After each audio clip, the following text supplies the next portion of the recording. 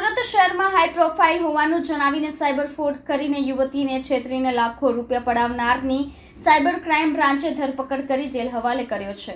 સુરત શહેરની NRI ડોક્ટરને તેના ફોટો વાયરલ કરવાની ધમકી આપી 1.89 કરોડ રૂપિયા પડાવી લેનાર આરોપીને ધરપકડ ચેન્નઈથી સુરત સાયબર ક્રાઇમ બ્રાન્ચે કરી હતી. આરોપી ગુરુપ્રસાદના રિમાન્ડ દરમિયાન જે ખુલાસો થયો છે તેનાથી પોલીસ પણ ચોંકી ગઈ હતી. અલગ અલગ રાજ્યની 9 જેટલી યુવતીઓ સાથે તે વાત કરતો હતો અને વિદેશી પુરુષના ફોટો પ્રોફાઇલમાં મૂકી યુવતીઓને ફસાવતો હતો. અન્ય દેશોના ઇન્ટરનેટનો ઉપયોગ કરી અલગ અલગ છોકરીઓ સાથે વોટ્સએપ મારફતે વાતચીત કરતો હતો. ફોરેનર ફિટનેસ ટ્રેનર હોવાનું જણાવી યુવતીઓને ફસાવતો હતો. લોકેશનની ખબર ન પડે એ માટે પોતાના મોબાઈલમાં ફેક GPS નામની એપ્લિકેશન પણ ડાઉનલોડ કરી હતી.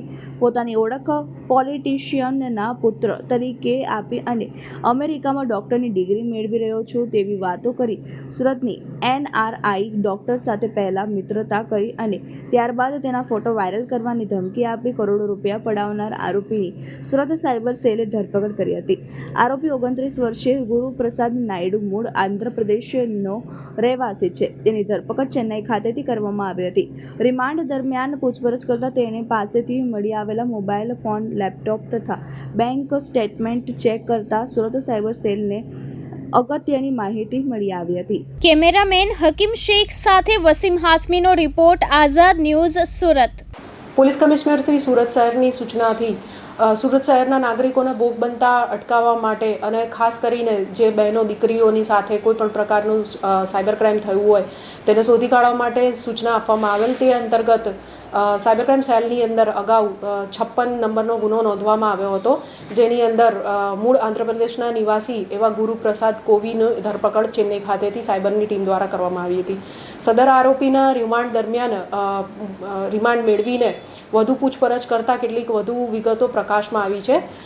જે મુજબ આ જે આરોપી છે તેના એના ફોનમાંથી મોટા પ્રમાણમાં પોર્ન વિડીયોઝ, બીભત્સ ફોટા તથા અનેક યુવતીઓના ન્યૂડ ફોટોઝ વગેરે મળી આવેલ હતું.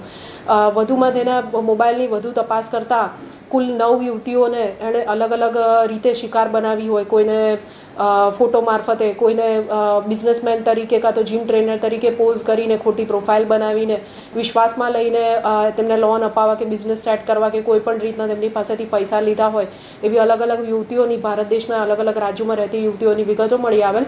સાયબર સેલ દ્વારા યુવતીઓનો સંપર્ક કરી બિલકુલ પૈસા નહીં આપવા તથા તેઓને આ શખ્સની વિરુદ્ધ ફરિયાદ દાખલ કરવા માટે જણાવવામાં આવેલ. તે અંતર્ગત એક દીકરીએ હૈદરાબાદની અંદર જે સાયબરાબાદ છે તે સાયબરાબાદ પોલીસ સ્ટેશનની અંદર કુલ 32 લાખ રૂપિયાનું ફ્રોડની સાયબર ક્રાઇમ પોલીસ સ્ટેશનની અંદર ફરિયાદ આપેલ છે. આ ઉપરાંત જે જરૂર પડે ગાઈડન્સની અત્રેથી પૂરું પાડવામાં આવે છે જે ભોગ બનનાર છે તેઓને.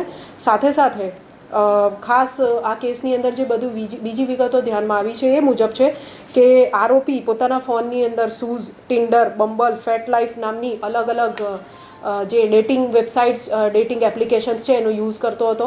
આરોપીએ અલગ અલગ ફેક પ્રોફાઇલ બનાવેલી હતી જેની અંદર એ યુરોપિયન પર્સન હોવાનો દેખાડો કરતો હતો. યુરોપના અલગ અલગ દેશના સારા એવા આકર્ષક દેખાતા યુવક અને યુવતીઓના ફોટાનો ઉપયોગ કરીને તેણે જેક્સ પાર્કર અને શ્રીનિકા ડિયાઝ નામની 2 અલગ અલગ ફેક પ્રોફાઇલ ઇન્સ્ટાગ્રામ પર બનાવેલ હતી, જેના માધ્યમથી તે મહિલાઓને લલચાવતો હતો. અને સાથે સાથે જે શ્રીનિકા ડિયાઝ નામની એણે પોતાની આઈડી બનાવી હતી એના મારફતે છોકરીઓનો વિશ્વાસ જીતીને એમને પોતાની સાથે એમને મદદ કરવાના બહાને એ રીતના એમનું વિગતો મેળવતો હતો.